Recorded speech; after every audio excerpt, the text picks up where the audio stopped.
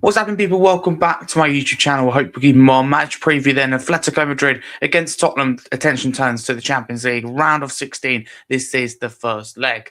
Usually, I'll be really excited going into this game. Usually, I'll be thinking, come on, let's get past Atletico. And of course, you still want Tottenham to win. But for me, let me be clear. I think anyway, tell me if you disagree, we've got to prioritise the Premier League. I think if we go down, it'd be catastrophic for the club. So if you said to me now, Premier League survival or win the Champions League, it absolutely would be Premier League survival. I was having a conversation with my dad the other day, and we feel the exact opposite, actually, about it. He'd rather win the Champions League. I think, of course, that'd be short-term success, amazing success to brag about, but for long-term pain, in my honest opinion.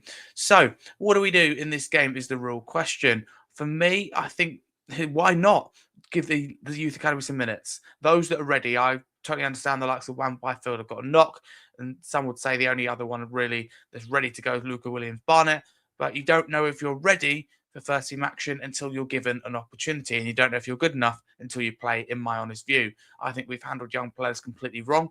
I think like some players are doing very well out on loan, for example, Mikey Moore, Luka Vuskovic, but I'm worried what we'll do with them from then because we've had a habit for me of ruining young players' careers. I'll be honest with you, either we keep them here, look at Kinski sitting here and rotting all year. I mean, how bad's he got to be not to get a game? But in this game, I think if the confidence was up in the camp, we'd have a chance of getting through. I think Atletico are a good side. Don't get me wrong, but I do think we can beat them. I was more worried if we got Galatasaray because like Victor Osimhen, the problems he could cause our back line. I think it'd be crazy to say you're confident right now as a Spurs fan. If we can scrape a draw away from home, would be fantastic. But I would say, let's rest and rotate. We haven't got a lot A to rotate with, and B, do they deserve a rest? The way the players been playing, this would be my team. So I'd go back to back four, scrap the back three. I'm sick of this manager putting square pegs in round holes. How can you call yourself a manager and put players in the wrong position? No, I'm not buying it. Sorry. 4-2-3-1 is what I would do. Kinski in goal. I'd go with Spence right back, Van der Ven left back, and Romero and Danso as the centre backs. I go Gray and Paulini as a two in midfield with Xavi Simons actually played in his right position in the number 10. I'm going to contradict myself a little bit here. I've got Pedro Porro at right wing, Matis Tell at left wing, and Richarlison as a striker. A lot of bold things in here. I understand that. So let me get into it. Vicario, I hate to single out individuals. I think he's a terrible, terrible goalkeeper. I might be harsh, yes, but he's certainly not top 6 levels, making too many mistakes. Kamikaze errors. I just don't think the defence can have any confidence in the goalkeeper, and I don't think the goalkeeper can have any confidence in the defence. We've got to change that. Every other team, if we refer quickly to the Premier League, in this relegation battle, got something about them. Tottenham have not. So we've got to change something, and change the goalkeeper is a big and bold move. It could either go terribly wrong or completely work out. I think it's going to work out. Whoever's deemed best fit, ready to start. Austin, have no problem with him coming in. Kinski, if the rumours are true that he is rotting away on the bench. Who would have believed it, right? You don't get a game and you rot away. That's exactly what happens. Then you might need to use Austin. But I would have played Byfield if he was fit, and I mean that honestly, but he's not fit. Spence coming back in. I have a lot of problems with Spence's attitude, but if we play him at right back rather than left back, it is manageable. Where it's like you can cope with him in the team. And Van der Ven at left back, a lot of rumours. Should he start there? Should he start there? Let's just go and see. This is a good opportunity for me to trial that.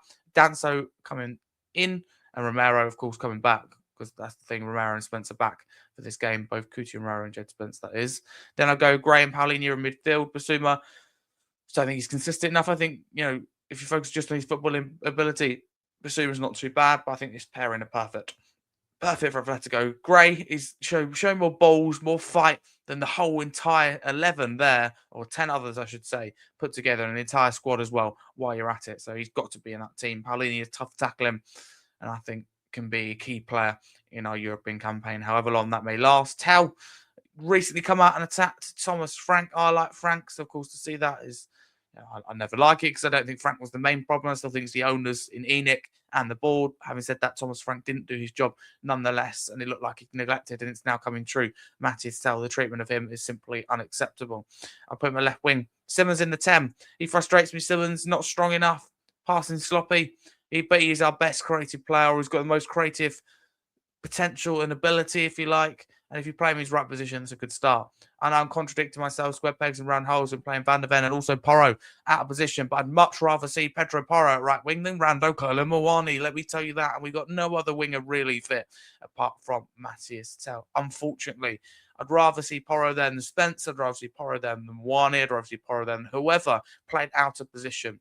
We can't normalise playing the likes of Wani at wing and all these crazy things he's done. All I ask for Tudor is play players where you can in the right position. And I know I am contradicting myself by saying this, but Porro as a wing back is more than capable of playing right back. Van der Ven is more than capable of playing left back. And I would say to Tudor, Porro is not capable of playing centre back. Gray's shouldn't be playing all these different positions. You're just choosing the easy option. Tell shouldn't be playing at fullback.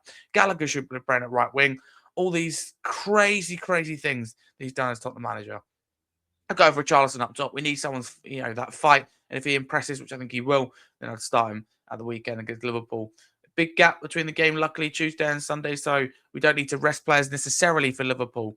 And me saying that I'd potentially start, if not at least bring off the bench some of the Youth Academy products, is not me down in tools necessarily in the Champions League. Of course, we should prioritise the Premier League. That is my honest view. We've got to stay in the league. But can we get any worse? Can we really get, and I don't want to jinx it, but can we get worse, right?